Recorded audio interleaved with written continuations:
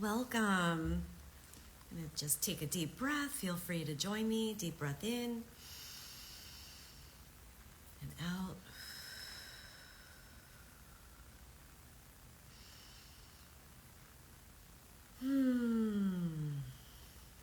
Well, it is late. It's 11 o'clock on Thursday night, and this is day 18. Those of you that this might be your first time seeing this, I received a download to go live on social media for 30 days in a row, and I am on day 18, and they seem to be happening they just come into flow later at night. So who knew? I used to always be a morning person, and now I've become a late person. Hopefully I'll be able to transition back because I actually prefer to be a morning person, but I'm just going with where it's taking me. So welcome. I am just breathing so freely right now. It has been a really interesting day for me. I am just going to ask where to start because there's a few things that I want to share.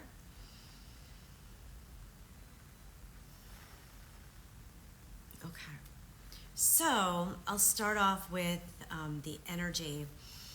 I have been feeling really tired to the point of I would call it more fatigue than tired, and so I've been just allowing it to flow through. I mean, sometimes we go through stages, and a long time ago I went through a pretty big health journey, and I think I've mentioned that in some other videos, definitely some other posts in the past, and so I consider myself very healthy, and then with this fatigue that's been building up every day, I've been starting to get curious as to if there's something deeper going on that I get to take a look at.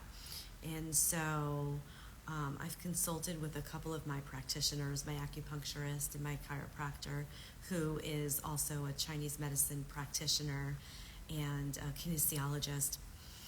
And the one thing that I normally am on top of, but was not on top of this week, was about what's happening in the energy.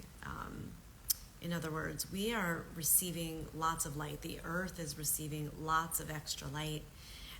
It affects our cellular structure. It affects our DNA.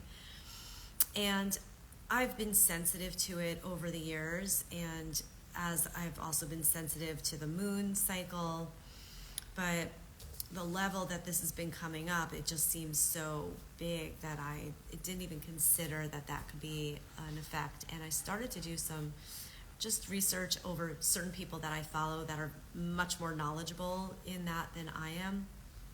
And I think what I'll do is I'll take a couple of screenshots and post it in the stories after, just in case you might be feeling the same way. And I did post in the stories the other day because I just literally had to stop them in like middle of the day and like lay down. And I received a couple of private messages that other people are also feeling really tired. And then some people have been sending me other people's stories about people feeling fatigued.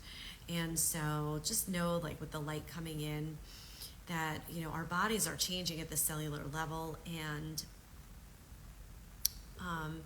so we get these ascension symptoms. You know what, I'm going to make a note. That will be another post, but ascension symptoms might be a really cool talk, but not for today.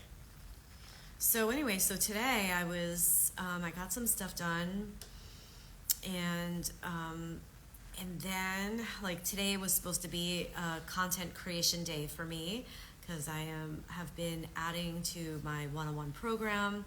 I've been expanding it and revising some stuff that feels stale, been taking some stuff out. And I have some events coming up coming up sooner and over the next month or two. And so I have background work to do.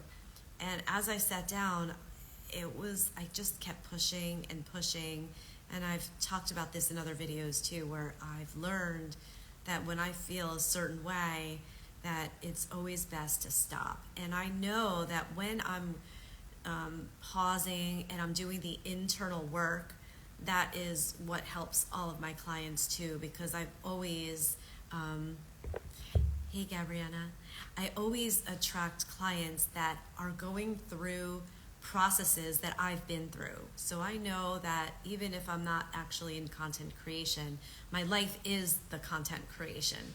So I stopped the actual plan and I pivoted. I was pushing to a point, and then I said, okay, I surrender.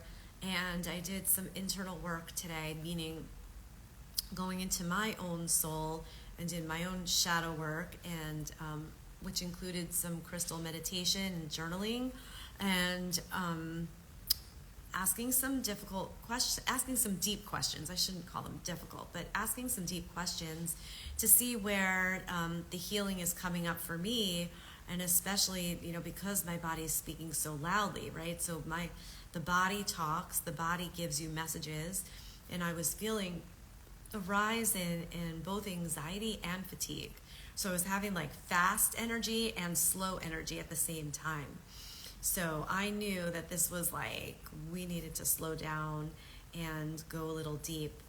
And I will definitely be revisiting this over the next couple of days. And that's what shadow work looks like, right? So sometimes you'll see these memes when they'll say, oh, my awakening, I thought it was going to look like this. And it shows like rainbows and unicorns.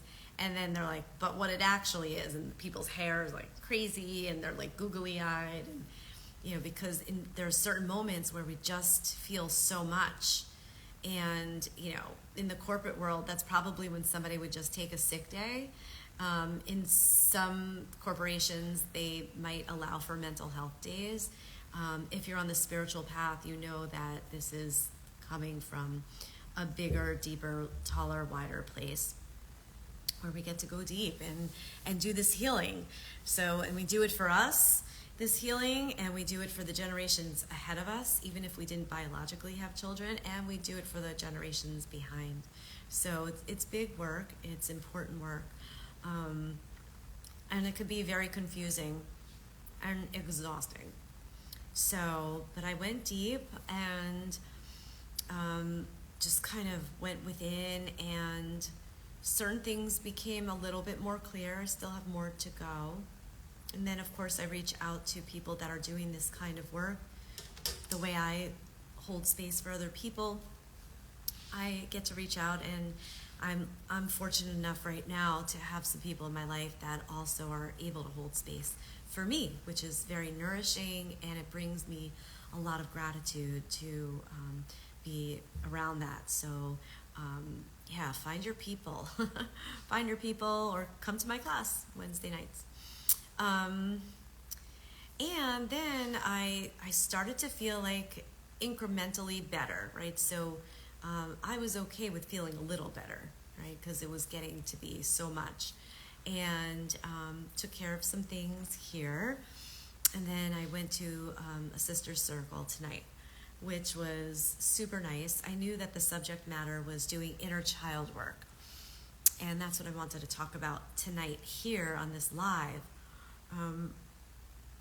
As a part of my program, I have pre-recorded meditations that I give my clients to work on in between sessions, meaning to sit with the guided meditation, journal about it after, and then we chat about it and see like what's coming up. And I have a pre-recorded inner child meditation, which is very powerful. And I've mentioned in other videos that actually over time I've realized that some of my favorite meditations are the ones I've recorded. And that's not to be like, oh, I'm certainly not better or anything like that. Everybody is wonderful, but there's something magical, I think, about, well, I do think that my meditations are great, but also I think there's something very powerful about hearing your own voice guide you. So if you're ever curious about doing a guided meditation and you haven't found one that you love, I would invite you to just use your phone and record something just something easy, and see how that feels to listen to your own voice. So anyway, back to inner child. So tonight's circle was, we take turns leading, and tonight somebody else was leading with about inner child work, and it was super nice. I know that I was obviously not feeling 100% today, so I got to be a student. I was being guided, and I made it through probably 3/4 of it, and then I actually fell asleep, which doesn't normally happen to me, but I know that I've been having some sort of upgrade today and moving through some stuff. So it just made me think about the power of inner child work and why it's so important. So I'm just going to go over that really quick. It's 11:11. Yay, angels. So inner child work is super important because if you've ever even read an article about it, you'll notice that we as adults are all just giant children walking around. When we have trauma in our lives, and everybody has gone through trauma, whether it's a little t trauma or a big T trauma. Little t could mean something as seemingly insignificant, like, oh, mom was late picking me up by a half an hour and you thought that you were going to be abandoned and you were really scared. Or big T trauma, where an earthquake, some sort of violation, that type of thing. So there's big T, little t, but it doesn't matter if it's big T or little t, because to us it feels like trauma. And so never, ever, ever belittle what you feel, because you know that other people across the world are having it much worse than you. You also get to feel your feelings. That's a side note. Anyway, so when we have trauma, parts of our soul fragment. They get stuck in, they're called soul fragments, and they get stuck in time in these places. So you might notice when somebody is activated with emotion that they might respond to you or react to you in a way that seems like way out there, maybe extra mean or extra closed off.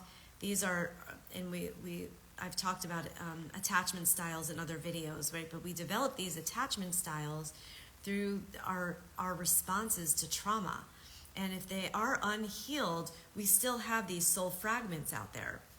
And so when we connect with our inner child, they have so much wisdom, and we can start to bring these pieces back into ourselves and integrate so that we become more whole. And it actually can help you love yourself deeper.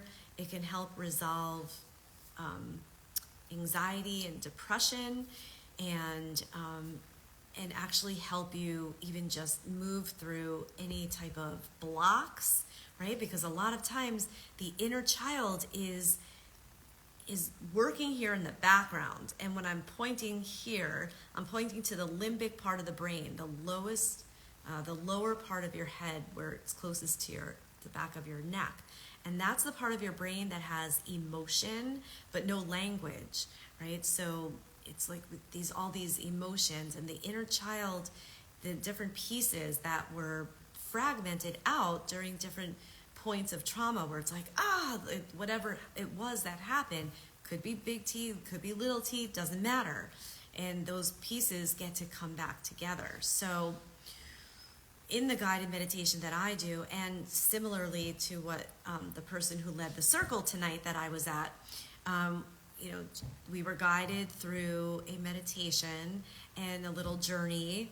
And so, and when you do that, you can see, some people just feel, and you get a sense of how old that child is. Sometimes you can even ask the child in your mind's eye, and they'll tell you. Sometimes you just have a knowing, or sometimes you can just estimate. So depending on your senses and how clear it is to you. And so as you go into this process and you can communicate with your inner child, and he or she or they can share things with you that they need.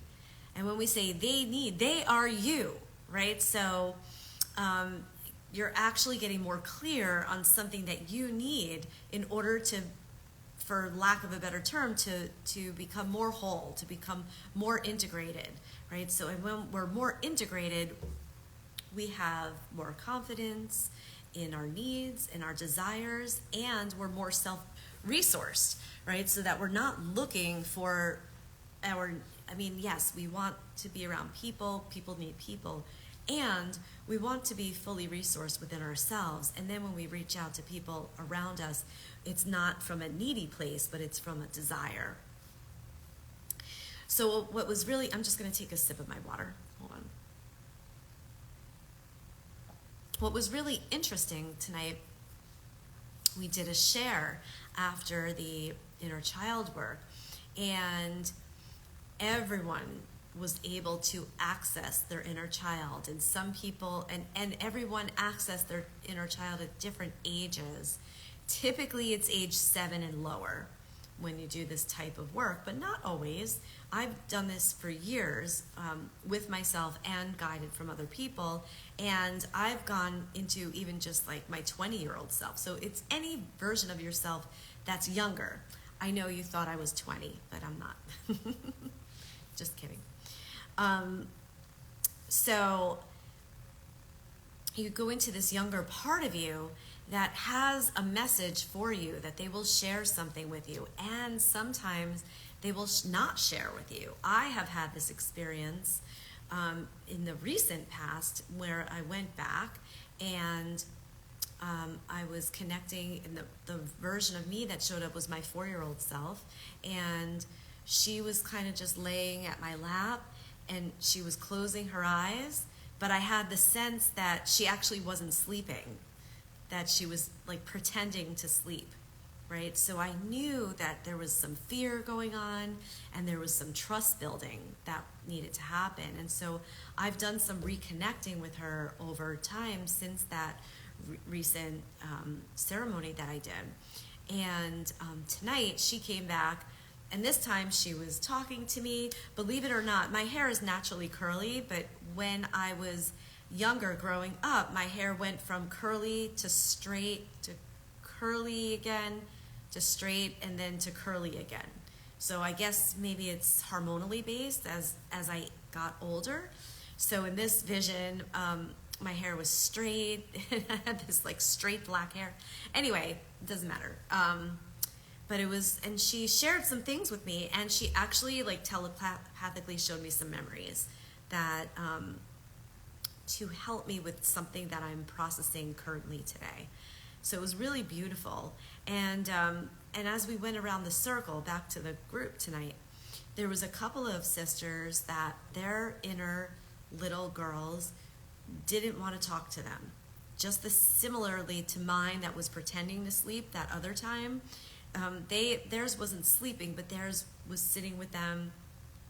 Anyway, I don't want to share details because it's other people's stories, and I haven't asked anybody. So, but anyway, in general, some of that, sometimes when you do this inner child work, sometimes you'll just be sitting with your inner child, just letting him or her or they know that you're here. And just think about that for a second. How many times as an adult, because the needs are not different, right? These needs, the needs that you have today, the desires that you have that make you feel loved and at peace and nourished, where you can exhale, these needs were developed when you were little, most of the time. And when we do this inner child work, what's beautiful about it is that we get to come back in and give ourselves, our inner little child, but it's really ourselves, it's the same, right? We're kind of going into quantum physics where there is no time, so we're kind of crossing timelines. And we start to connect, and we can give our little girl, our little boy, what they need, or whatever gender you identify with. I haven't heard of anybody at a younger age, so forgive me if I'm leaving anybody out. But just for the basic idea of inner child, let's just say him and her for now, or they. So basically, you can go ahead and start to give them what they need. So maybe, for instance, an example could be your inner child just wants you to sit next to them. Maybe they want you to hold their hand. The way I lead it is I always ask the child permission, right? So I'll ask I won't just say, give me a hug, or, grab your hand. No. I always ask the child, even though it's my own inner child, and if I'm guiding somebody, ask them for permission. Do they want to hold your hand? Do they want you to sit next to them? Do they want you to face in front of them? Do they want you to sit across the room? And this is healthy boundaries in yourself. There's so many people that have difficulties expressing healthy boundaries. And a lot of times it's because they didn't even learn how to do it for themselves. I know for me, there was no boundaries in our house. Even in my room, parents would just open the door. Nobody knocked. So the boundaries were just something that I learned later in life, like a lot of other things. But we get to reparent ourselves, and that's what this inner child work essentially does. We're reparenting, we're going in, and we're fulfilling the needs that we desire, and we're closing up timelines so that the soul fragments are no longer fragmented. We're bringing them back in. So it was really beautiful. And so, tonight there was some giggles, there was some tears, and it was great. And for myself, I was easy on myself because it's always a bummer if you fall asleep in a meditation. But, cancel that. Not always. Actually, I was so tired all day today, and I did do that work, and I did muster up enough energy to go because it was really important to me to connect with the sisters. But that little, I got what I needed from that meditation, and then I kind of went out. And then I didn't even hear them bring us back. Hopefully I didn't snore. And, but somehow I eventually woke up and sat up. And, of course, it would be really, really nice. Hey, Ileana. It would be really nice if I was up for the whole time. But the thing is, when I got up, my body, my nervous system had regulated. So my body was so relaxed. There was no tension, and I just felt in flow. So there was a part of me that was bummed that I didn't stay awake for the whole meditation. And then there was a part of me that was like, it is exactly what my body needed. And I also received the message from my inner little girl, which was so beautiful. And I really got clear that I work with my inner child on a semi-regular basis, but after tonight I realized that I'm going to do a couple more sessions this week to process some things that are going on. So I just wanted to bring some awareness to who's ever watching this now. Hello, and thank you for watching with me, and also anybody that watches the replay, what inner child work is, what does it look like, and why do we do it, right? So why do we go to the past? The past affects the present moment, and if we don't go back and integrate, meaning giving ourselves what we need, and sometimes the giving ourselves is just witnessing.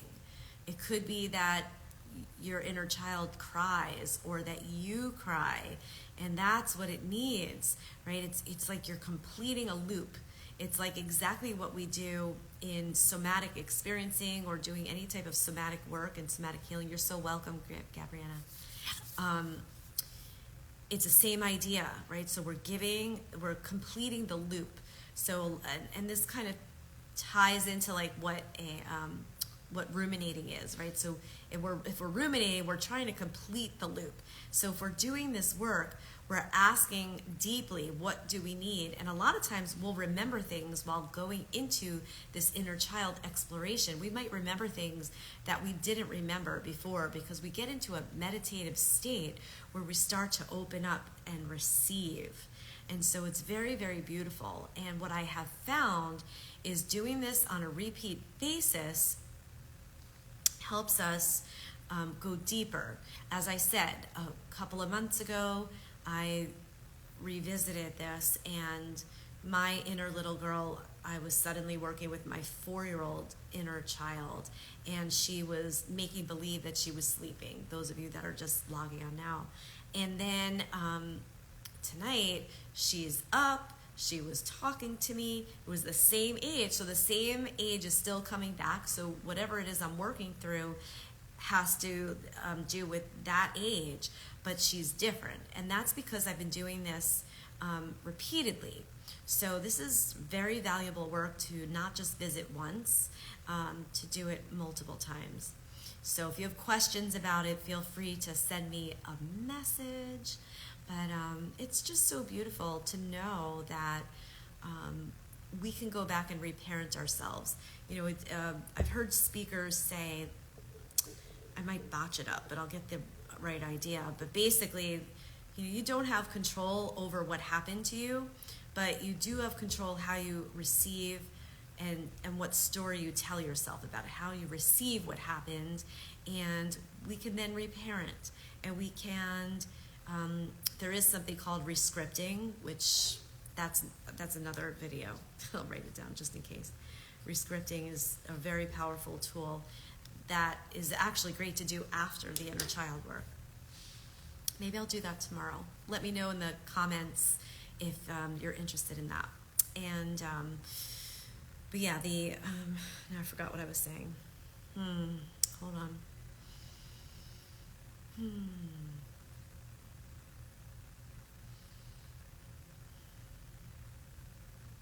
Yeah.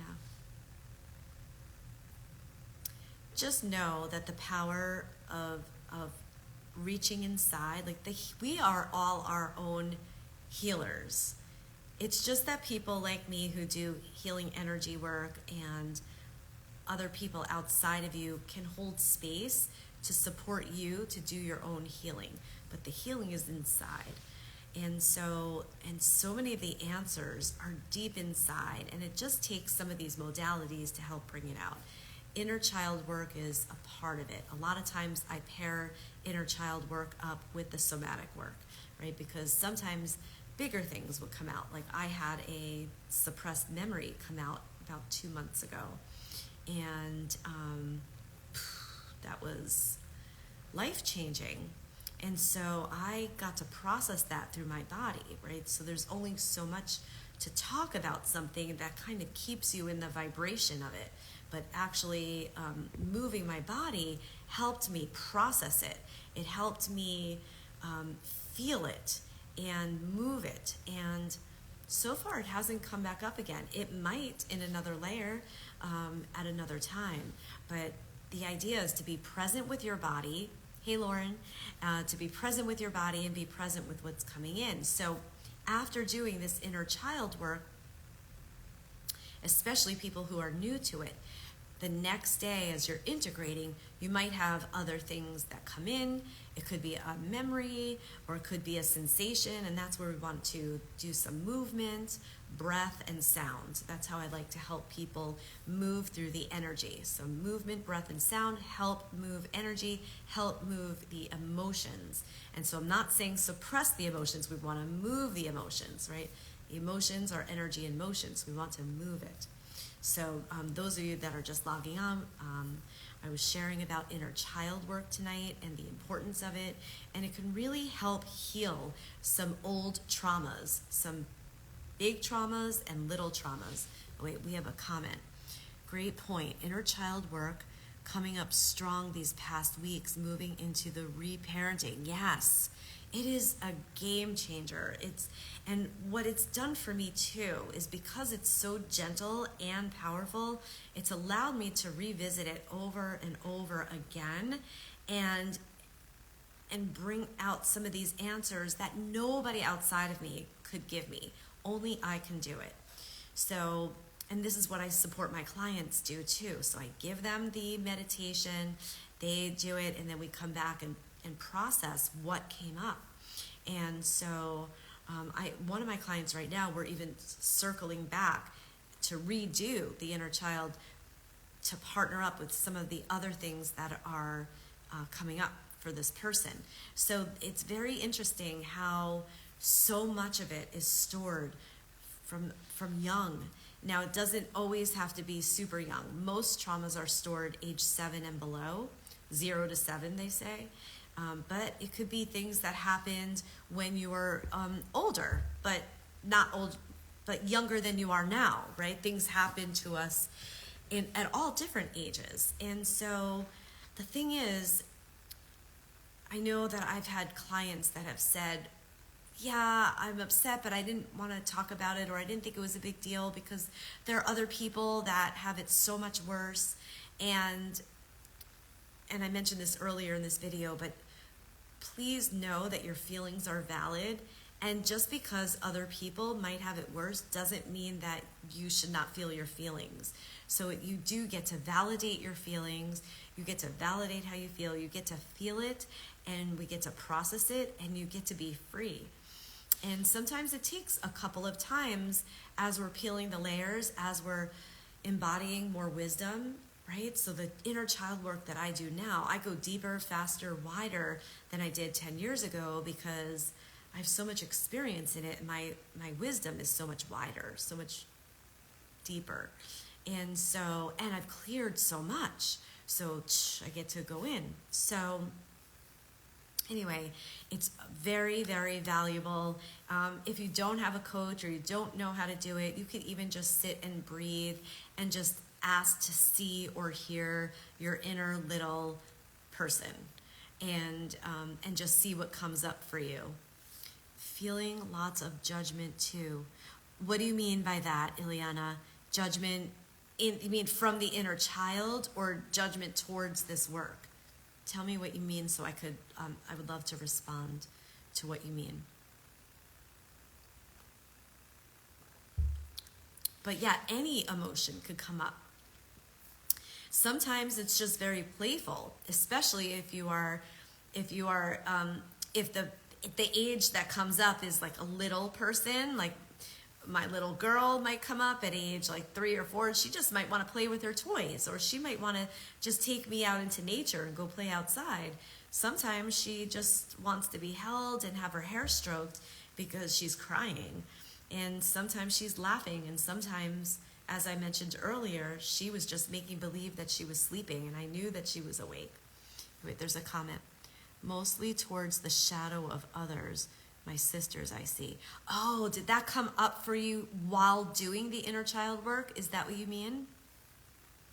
Yeah, it's very interesting and amazing what could come up, the clarity. So I invite you all to look into it. Feel free to Google about it to find out more.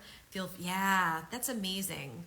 That's amazing. And then and let me mention this too, because I don't want to just leave you with do inner child work and then like leave you with all these emotions, especially if you're not working with a coach.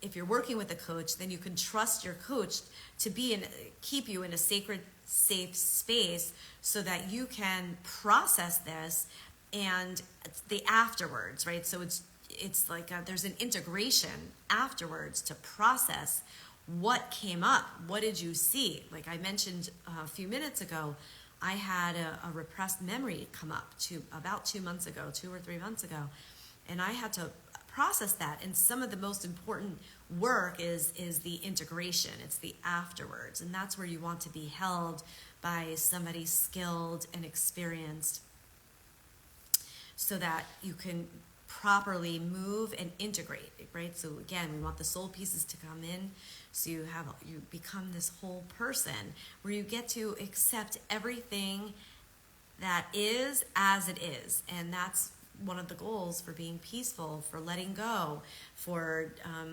just being love, raising your frequency. So yeah, so afterwards, just a couple of things, and then I'm going to close this up. Journaling is very helpful, right? And again, after journaling I would pair up with somatics. Always, right? So I used to only journal, and I should really do a live on that too.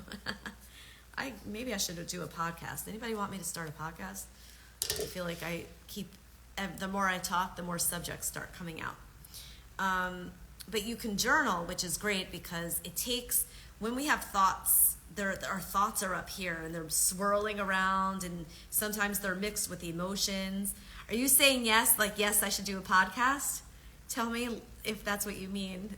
I really should take a poll. And so, oh my God, okay, maybe I will. I've had a secret desire, but I haven't put any energy into it. Podcast is born. I love you guys. Thank you. Maybe I will. If it will serve the highest and best, then I would totally put the work in. Okay, so just to integrate inner child work. So let's say something comes up and it's just playful and fun. Write it down. Write down what you saw, what your child told you, because going back and reading your journals is just as therapeutic as writing in your journals. And the idea is because, as I was mentioning, the thoughts are up here, right? They're swirling around and with the emotions. And when we journal, it gets to get channeled and more laser. And then you get to, it's easier to, it has you hone in on a deeper message, and it also quiets the swirling, and so that you can actually see what you're thinking. So that's the goal, to go from thinking to journaling. Then, of course, we want to pair the journaling up with some type of breath, movement, and sound. So today, I'll give you an example. As I was processing what was coming up for me, my energy was very low, and I didn't feel like I was ready to raise my energy yet. So I did sounds that were low, and I did some somatic movements that were low, and a forward fold, and some processes. And then I did some processes where they punch out. It's a little faster than this. Maybe I'll demonstrate in another video, but just allowing it to go and somatically move. And I did sound, right? So I did sound, movement, and I did a little bit of breath. I did breath earlier today. And so this is how I start to move it, right? So the journaling is really more like in the head, right? You get it out, or at least semi-out. And so there's thinking, and journaling is from the neck up. Neck down is the breath. It's the movement and the sound. This is energy. And especially if you could do it with the happy stuff, right? Maybe you do a happy dance after you have these happy, giggly memories. And if you have something that felt low or sad, you might want to demonstrate that in your movement. If you're not trained in somatic experiencing or any type of somatic work, you could look it up on YouTube. I think in some of my older stories, I've demonstrated some. You can look on mine, and yeah, so, and maybe I'll do some more. So feel free to, it's very helpful if you guys send me comments or in the DMs, so then I can start to process what would serve you better, and I can do that.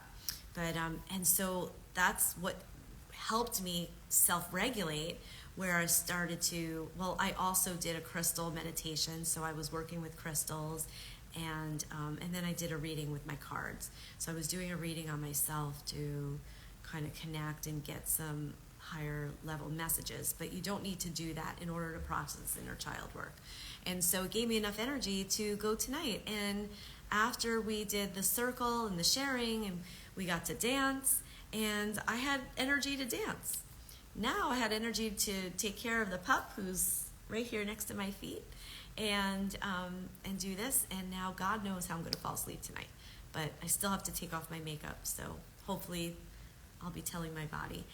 And I'll probably take some of my own advice, do some breath, movement, and sound to get any excess energy out. So it's all about moving energy. And just know that if you're going through something that is difficult, it doesn't mean it's a bad thing. There is no good, bad, right, or wrong. If you are very tightly held to good, bad, right, or wrong, I'm probably not your person to listen to.